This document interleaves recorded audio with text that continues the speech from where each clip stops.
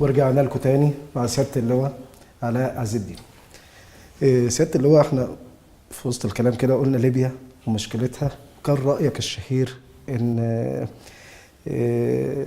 دعم الجيش الليبي بقيادة اللواء حفتر هو الحل الأمثل لمشكلة ليبيا. هو بغض النظر بقى عن الأشخاص، لكن طبعا دعم القوات المسلحة الليبية بالعتاد بالسلاح، ده جزء من الحل، لأن طبعا نعلم أن هناك حظر على تسليح الجيش الليبي، ودي برضو مسألة تخلينا نقول الولايات المتحدة بتحارب الإرهاب ولا بتدعم الإرهاب؟ في الوقت اللي مسموح فيه بإيصال السلاح بشكل غير مباشر للجماعات الإرهابية في ليبيا، هناك حظر دولي على تسليح الجيش الليبي، اللي هو القوة الحكومية اللي بتحمي الشعب، اللي هي واخدة مصداقيتها. وفي أي دولة في العالم الجيش يعني هو ده المؤسسة الحكومية اللي المفروض أنها تدعم، خاصة إذا كان فعلا بينال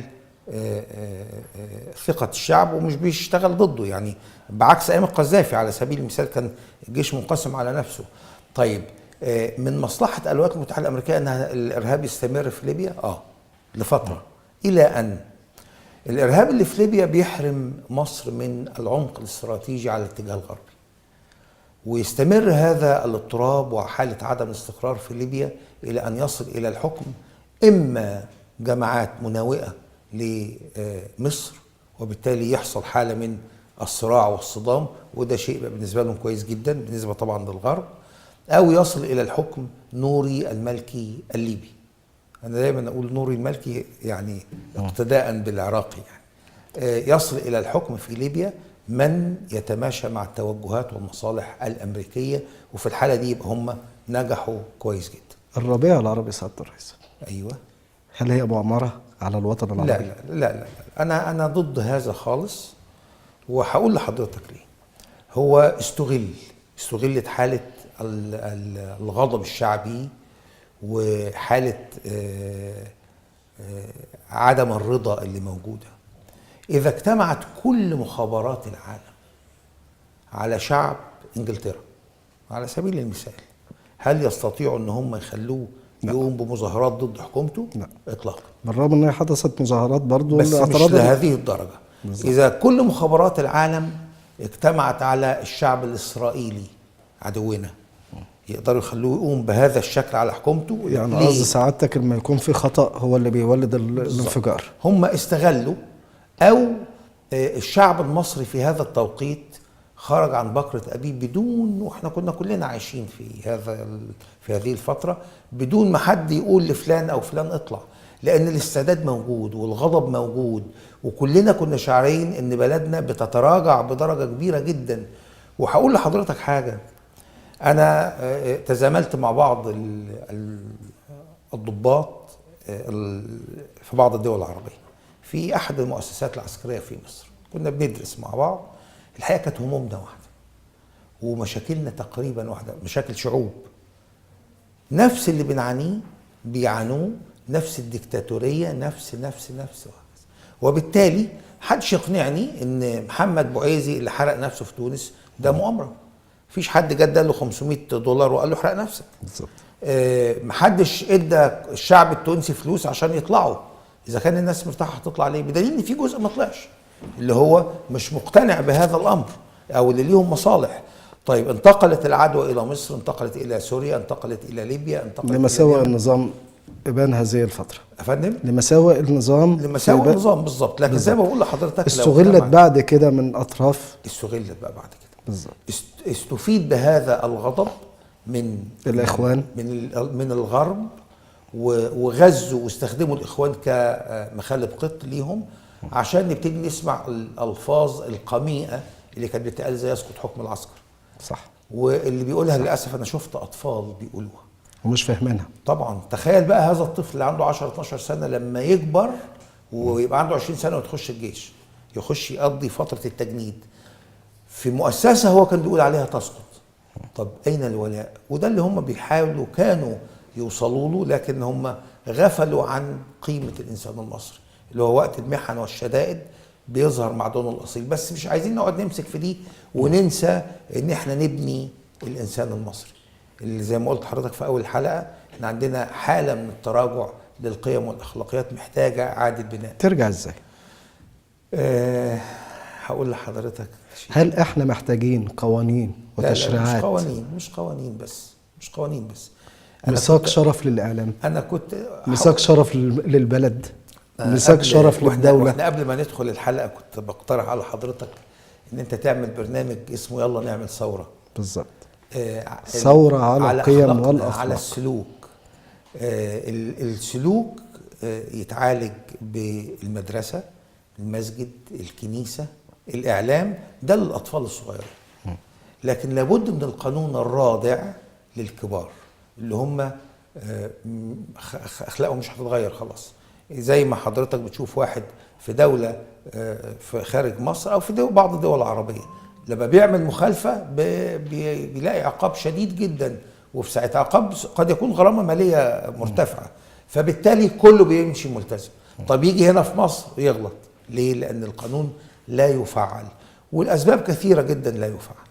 لكن لابد من القانون على الكبير، لابد من التوعيه للصغير، وقانون حاسم يمشي على والقانون يحترم ويكون اداه لتنفيذه وليس لاختراقه. ويمشي على الكل بالظبط. وممكن جدا ومش بالعقاب، خلي بالك حضرتك، بميثاق الشرف. وممكن يبدا بمناطق. يعني احنا مش لازم نقول النهارده يوم المرور في كل مصر، لا ده انا من انصار ان انا امسك منطقه جوه، زي مثلا بتلاقي ممنوع المرور او ان انت تركن عربيتك في جزء معين في القاهره، محدش يجرؤ لكن يركن في حته تانية. لو استمرينا على ده الناس هتتعود على هذا السلوك، ثم ننتقل لمنطقه اخرى واخرى وهكذا. هل الدوله تحتاج لسن قوانين وتشريعات لتنظيم العلاقه بينها وبين الجهات المعنيه والاعلام والشعب؟ القوانين موجوده كتير، لكن ينقصنا التطبيق والالتزام، وطبعا التطبيق بيبقى على الجميع بدون استثناء، هذا هو المفترض. لكن التراخي في تنفيذ القانون او تطبيق القانون هو ده اللي بيسبب مشكله وبيخلي فيه طمع من الكثيرين في خرق هذه القوانين. بالنسبه للتعامل الاعلامي بقى في الكثير من القضايا، موضوع ميثاق الشرف ان لم يكن في آلية للمحاسبة يبقى عفوا زي اللي وملزم للطرفين.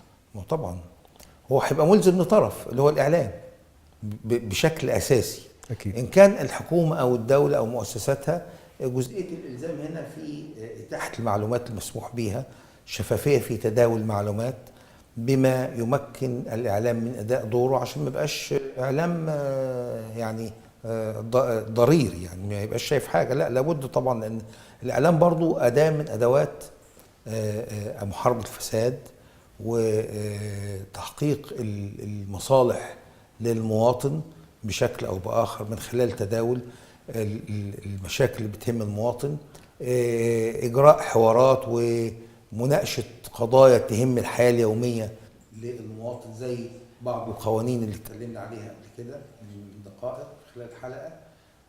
ولكن الإلزام للإعلام بعدم إثارة مشاكل تهييج أو تحريض أو الخوض في أمور بعيدة عنه ما عندوش معلومات عنها فيما يمس مصالح الدولة، هو هنا اللي لازم تبقى فيه وقفة.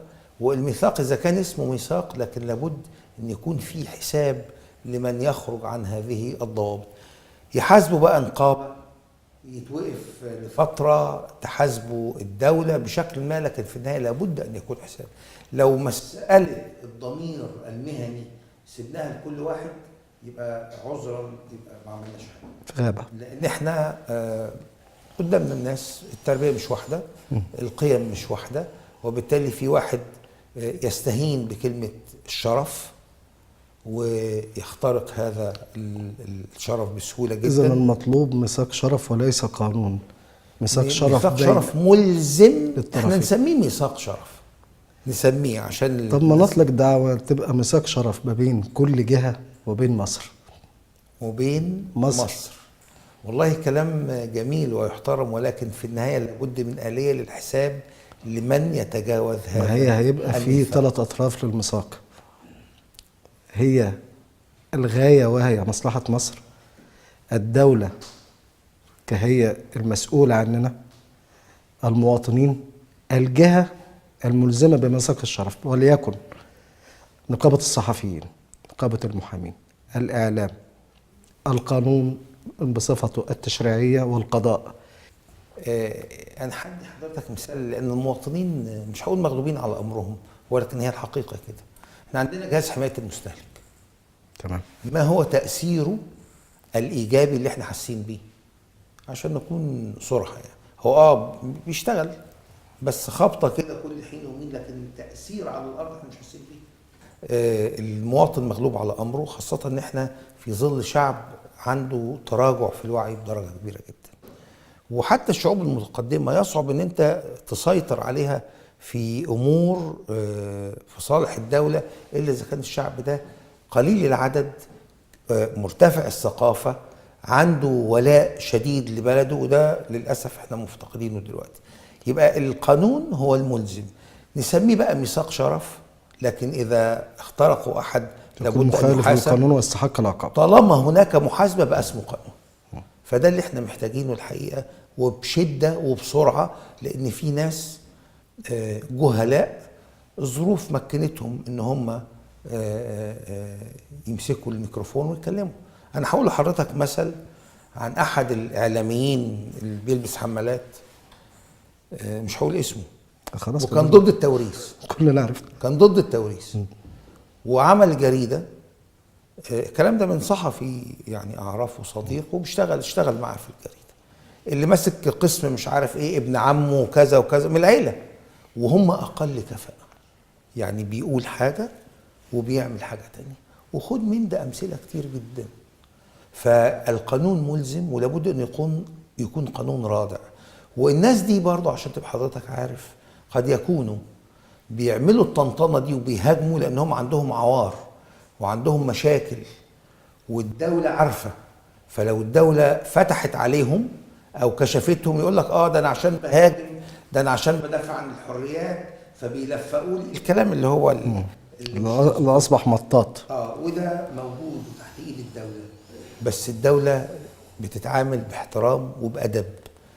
مشكلة الرئيس عبد الفتاح السيسي إن في فرق كبير قوي في القيم والأخلاقيات اللي عنده ومن هم يهاجموا مصر. يعني أنا بيتهيألي كلمة واضحة يعني. بالظبط. ده راجل محترم ومش بالنفق. أنا ليس لي علاقة بالقوات المسلحة دلوقتي. محترم، متدين، وطني، بيحب ربه وبيحب بلده وشعبه. الناس تناست 30 يونيو. اليوم ده احنا كلنا بكينا وهو شايل رقبته على كفه وبيغامر بمستقبله وبيعطينا حريتنا. ناس تناست. تناسوا، فرحوا وقتها. بالظبط. وبعدين احنا دايما اصل احنا عاطفيين، واصبح السيسي هو البطل الشعبي، البطل ونجح القومي. ب 97%، رقم حقيقي غير مسبوق الحقيقة. بالظبط يعني. كده. ف في فرق، مشكلته فعلا ان هو عنده فرق ومش هيقدر يغير اخلاقه. فرق بين اخلاقه وبين الناس اللي هم زي محملات وغيره وغيره وغيره الناس دي. لكن هذا هو قدره، ده قدره. فنرجع برضه مطلوب تطبيق القانون. ما انا بقول لك نرجع تاني لقصه التداول او التعامل الاعلامي مع الكثير من القضايا، انه اذا كان ما يسمى ميثاق او يسن قانون، بس كلمه يسن قانون دي بتعمل ارتكاري عند كثيرين يعني. فنقول ميثاق لكن يبقى ملزم، واللي يتجاوزه يتحاسب عليه، زي ما في مجلس النواب في اللائحه الداخليه، اللي بيتجاوز بياخد حرمان جلسه جلستين، في عقوبات بتوقع على النائب. لو في عقوبه رادعه الناس هتخاف. بالظبط. ده ربنا خلق الجنه والنار. احنا ما بنقولش كده عشان نطبق القانون على المواطنين باسلوب تعسفي. من يخطئ، لا، من يخطئ ويكون في حاجه الخطأ اسمها الفادح. القانون وروح القانون. بالزبط. اللي بيغلط مره غير اللي دائم غير اللي متعمد ان هو يبين ان هو جاهل وما يعرفش فبيتكلم وهكذا. شيء في القضاء بنشكك في الدولة، بنشكك في الحكومة، بنشكك في الرئيس، بنشكك في نفسنا. لا والله مش احنا يعني. لا هي لا احنا ما اقصدش كمصريين، انا، لا احنا كمصريين. لا والله ولا المصريين بيحبوا بلدهم جدا، لكن بعض من يملكون القلم او الميكروفون هم اللي بيلجأوا لهذا. ما هو وفي المصريين البسطاء كل ما بيسمعوه انا معاك من وسائل طبعاً. التواصل الاجتماعي، من وسائل التواصل الاجتماعي دي كتائب معروفة مصدرها وممولة، هي بتلعب في دماغ المواطن على سبيل اهدافها هي. المواطن من كتر ما سمع من ده ومن ده ومن ده حصل عنده بلبلة، فالدولة لازم تدخلها. هنا بقى التوضيح، هنا دور بالظبط. الاعلام الوطني انه يشوف القضايا اللي بتتداول بشكل خاطئ. طيب معلش في حتى كده انا برضو تذكرتها. كان بداية ايام سيادة الرئيس عدلي منصور كان في مستشار اللي بس كل ما يطرأ من قضايا الرد عليها، فكان المواطن عنده مستشار إعلامي أو مستشار اعلامي او ثقافي ثقافي او صح. هو كان احمد سليماني. فكان كل ما يخص، وكان ايام برضو المجلس العسكري كان برضو بيخرج المتحدث العسكري وبيقول الشيء. كان وقتها ما فيش متحدث عسكري، لكن كان من فتره لاخرى بيطلع احد اعضاء المجلس الاعلى للقوات بالظبط المسلحه كان بيقول الرد ويوضح بعض على القضايا. موضوع معين عشان اللبس. ما هو ده موجود حاليا بس مش مفعل قوي. ما هو لازم يفعل عشان المواطن ما يحصلوش بالملل. مظبوط. عندنا متحدث باسم مجلس الوزراء، عندنا متحدث باسم رئاسه الجمهوريه، ودول المفروض ان هم بيتناولوا الموضوعات اللي بتثار حوالينها الجدل بالرد وتفنيد الامور عشان برضو الرد ما يكونش زياده عن مسموح به، لان الاعلام عاد معلش انا شايف في بعض التناول الاعلامي جريمه. اما احنا نقدر نقول على موضوع ان هو موضوع سيادي وبيحصل فيه الكلام ده، احنا ناقصين ان احنا نطلع اسرار الدوله ونقولها للاعداء عشان خاطر الشعب. ما هو ده يبين لحضرتك ان احنا عندنا تراجع في الوعي، تراجع في الولاء. ما حدش بيبص ان كلمته كاعلامي ممكن يكون ليها تاثير.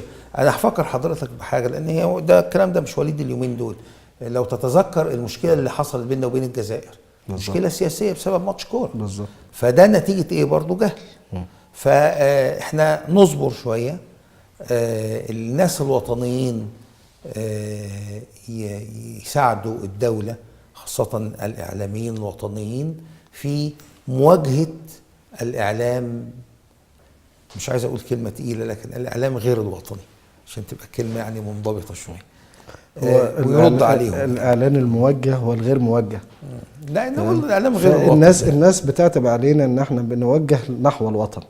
لا طبعا. اللي بيعتب طيب الاعلام الموجه ضد الوطن دي يتقال عليه ليه؟ الاعلان الموجه ضد الوطن ده نقول عليه ايه؟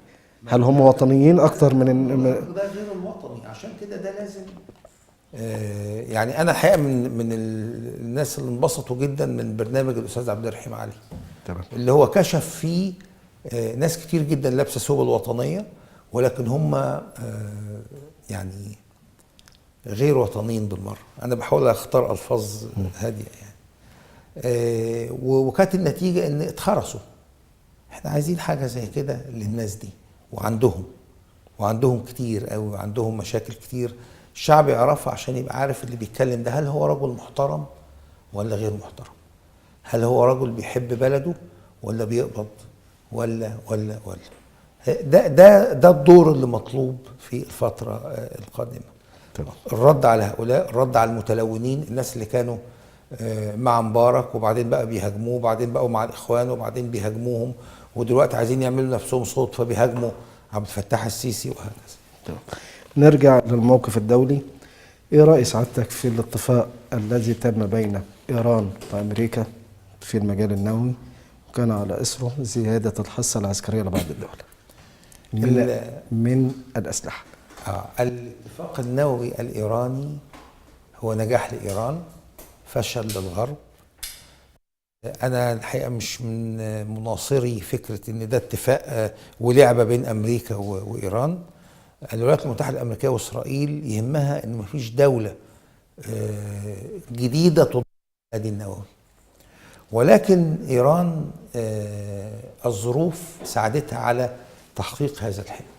إذا رجعنا للحرب العراقية الإيرانية، في هذه الفترة عرف ما يسمى بحرب المدن، وكانوا بيضربوا بعض بالصواريخ. الصواريخ كان وقتها 150 كيلو، 200 كيلو، 300 كيلو، وبدأت كل دولة تحاول تطور من صواريخها. والولايات المتحدة الأمريكية سعيدة جدا بهذا، لأن العقرب والثعبان بيقرصوا بعض، وده بيدمر ده وده بيدمر ده.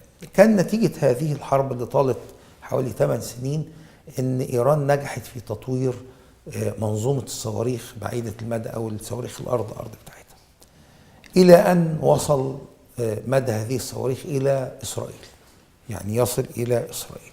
انتهت الحرب، ثم حصل موضوع غزو العراق، وانتهت العراق تماما، وكل ده غافلين عن إيران، إلى أن وصل مدى الصواريخ الإيرانية إلى قلب إسرائيل. طيب، الولايات المتحدة الأمريكية من ضمن عوامل القوة بتاعتها الجغرافيا، بعيدة عن أعدائها، محدش يقدر يطولها إلا الدول العظمى اللي عندها صواريخ 7000 كيلو و6000 كيلو وهكذا، روسيا، الصين وهكذا. طيب، ربنا سبحانه وتعالى أراد إن الولايات المتحدة الأمريكية تنقل قطعة من أرضها جنب إيران. موضوع أفغانستان، حلف الناتو انتقل إلى هناك، وبالتالي أصبحت الصواريخ الإيرانية تطال كل هذه القوات. فأنا بعبرها يعني نظريا كده كأنما نقلت جزء من الأراضي الأمريكية بجوار إيران لتصبح داخل مدى الصواريخ. وهنا كان الخطورة، وبدأت أمريكا تحاول تضغط على إيران لإيقاف البرنامج النووي عبر بقى عقوبات اقتصادية ومحاولات للحصار كثيرة جدا، لكن كل ده لم يجدي مع إيران إلى أن وصلت إلى التكنولوجيا النووية. في هذا التوقيت مين اللي مش قادر يطيق خالص؟ إسرائيل. إسرائيل كان عندها استعداد تضرب إيران بالقوات الجوية إذا وجدت مساعدة من الولايات المتحدة الأمريكية. الولايات المتحدة الأمريكية قواتها موجودة، ما تقدرش تغامر بده. إسرائيل عندها استعداد تخاطر، لأن مسألة وجود بالنسبة لها إن دولة في المنطقة يبقى عندها سلاح نووي. لكن كانت إسرائيل إذا نفذت هذا الأمر بمفردها تحتاج كل قوتها الجوية بالكاد عشان تقدر تغطي ال 300 أو 350 هدف إيراني. في هذه الحالة تصبح السماء الإسرائيلية أو المجال الجوي الإسرائيلي بدون أي حماية على الإطلاق، وده يبقى انتحار، وبالتالي تراجعت إسرائيل عن هذه الفكرة. طيب، كان لازم يتم الاتفاق، لأن خلاص إيران من وجهة نظرها نجحت في مرحلة، أمريكا بتحاول تأخر هذا التطور في البرنامج، ومن خلال بقى اختراق الداخل، محاولة إحداث قلاقل، محاولة عرقلة هذا البرنامج بأساليب متعددة. طب قصاد كده تستفيد بإيه؟ البعبع موجود، البعبع الإيراني موجود لدول الخليج، وراح أوباما قدم نفسه للدول الخليجية إن أنا الحامي بتاعكم، رغم هذا الاتفاق أنا اللي هضمن لكم الدفاع عن أرضكم، زي ما أمريكا عاملة مع أوروبا بعد الحرب العالمية الثانية. فده كان نتيجته شراء العديد من أنظمة التسليح، السماح بتواجد أكثر أو توقيع اتفاقيات أمنية بين دول الخليج والولايات المتحدة الأمريكية لحماية هذه الدول ضد العدو الإيراني. وطبعا يبقى ده صب في صالح الولايات المتحدة الأمريكية والغرب.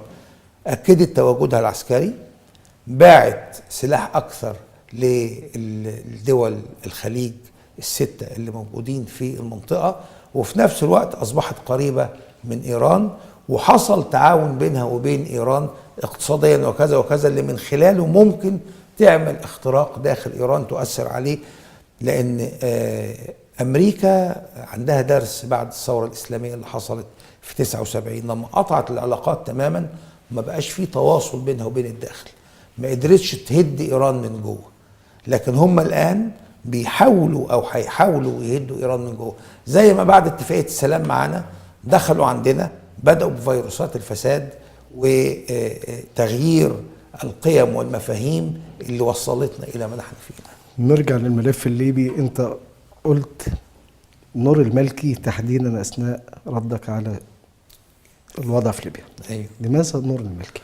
والله أنا خدته كنموذج لشخص بغض النظر عن الأسماء، لكن شخص غير مخلص لوطنه، توجهاته أمريكية، وفي نفس الوقت ولاؤه شيعي لإيران، سمح بهذه التصرفات أن تزداد الفتنة الطائفية في العراق اللي خلت العراق على طريق التقسيم وهتتقسم. احنا عندنا دولتين الحقيقة نموذج في العصر الحديث، نموذج كانوا لنقول تذويب الطوائف. العراق في فترة صدام حسين كان عنده وزراء أكراد وشيعة وسنة، وكان بيجيب أكراد من هنا ينقل هنا، صحيح كان قاسي شوية، لكن في النهاية كان هناك تذويب للأقليات فيما بينها. والنموذج الثاني تيتو في يوغوسلافيا. شفنا لما ده اتشال ايه اللي بيحصل في العراق دلوقتي، وشفنا لما تيتو مات ايه اللي حصل في يوغوسلافيا وتقسمت ازاي. فهو ده السبب ان انا باخده كمثال في اي دولة عربية. تمام. سيادة اللواء عز الدين علاء عز الدين، بماذا تهمس للسيد الرئيس؟ السيد الرئيس عبد الفتاح السيسي ربنا يوفقه ويقويه. قيمه أعلم تماما، أو أصبح الشعب المصري يعلم تماما أنه عنده قيم دينية ووطنية، محب لبلده، مخلص لشعبه. بقول له تحمل واصبر، لأن أنت لسه هتعاني من الناس اللي مش مقدرينك في هذه الفترة، لكن إن شاء الله الشعب المصري معاك، ويعني قليلا من الصبر، تحمل معانا شوية، وهو أنا عارف إن هو متحمل إلى أن إن شاء الله يعدي بالسفينة لبر الأمان. وبماذا تهمس للشعب؟ الشعب المصري من زمان، مش من زمان قوي، من 40 سنة مثلا، كان دايما بيتقال له تحمل واصبر وهنعدي عنق الزجاجة، وكان ما بيلاقيش نتيجة الحقيقة. الشعب المصري تحمل كثيرا جدا، خاصة الفئات المحدودة الدخل والفقراء. لكن بقول له المرة دي لا، تحمل بصدق واصبر بصدق، بس اشتغل وحط ثقتك في رئيس الجمهورية اللي عمل في 22 شهر كم فعلا من الإنجاز ما شفناهوش بهذه المصداقية في خلال عشرات السنين السابقة. ويكفي مثل واحد وهو قناة السويس اللي تم حفرها، بغض النظر حتى لو ملهاش فايدة مادية. بماذا تهمس للشباب المصري؟ الشباب المصري يا رب يستفيدوا من خبرة الشيوخ، ياخدوا الكويس اللي فيهم ويسيبوا الغير الجيد، يستفيدوا بالإمكانيات اللي العلم وصل لها دلوقتي، يجتهدوا. ربنا سبحانه وتعالى ما بيضيعش مجهود حد، يشتغل في أي شغلانة، ما يستناش في البيت عشان يبقى موظف يقعد على مكتب، يفكر كويس قوي بحيادية في الكلام اللي بيتقال له، خاصة ما يدار في الإعلام، يشوف مصلحته ومصلحة بلده، يعني ما يبصش لمصلحته بس، لا يبص لمصلحته، وهيلاقي مصلحته ضمن مصلحة بلده، فيبذل مجهود أكتر. وإن شاء الله الفترة الجاية اللي احنا فيها دي والقادمة هي فترة الشباب اللي يبدأ يتحمل فيه المسؤولية إن شاء الله في مصر. بماذا تهمس للإعلام؟ اتقوا الله في مصر. والإخوان المجرمين؟ لا ما يستاهلوش يوجه لهم حاجة خالص ولا يمثلوهم. مش همس، لا دول قذيفة.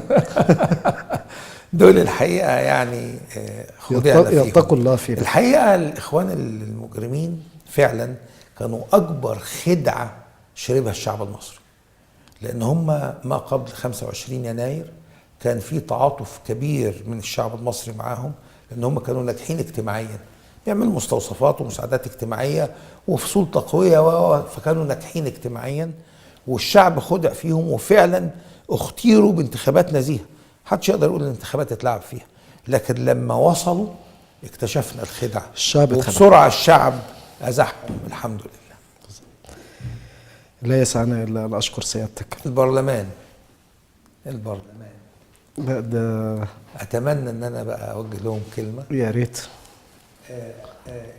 معروف ان الناس اللي بتسعى لعضويه البرلمان للاسف زي زمان بيسعوا لتحقيق مكاسب شخصيه. صح. انا بتمنى منهم زي ما كان هتلاقي بعض منهم كان بيطالب بالكشف عن ميزانيه القوات المسلحه، وكان البعض من الجهلاء بيطالبوا بده. انا بطالب اعضاء مجلس النواب ان هم يعلنوا ميزانيه مجلس النواب على الشعب عشان نعرف السفر والبدلات والمصاريف وكذا وكذا. اللي بيخاف على بلده واللي بيطالب بترشيد الانفاق يبدا بنفسه. فاتمنى، وانا عارف ان ده مش هيحصل، اتمنى ان مجلس النواب يناقش ميزانيته علنا قدام الشعب.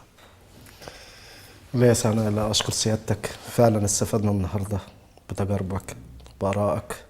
في ختام حلقتنا ارجو ان اكون قد سلطت الضوء على كل ما يخص المواضيع التي تهم الوطن، والسلام عليكم ورحمه الله وبركاته.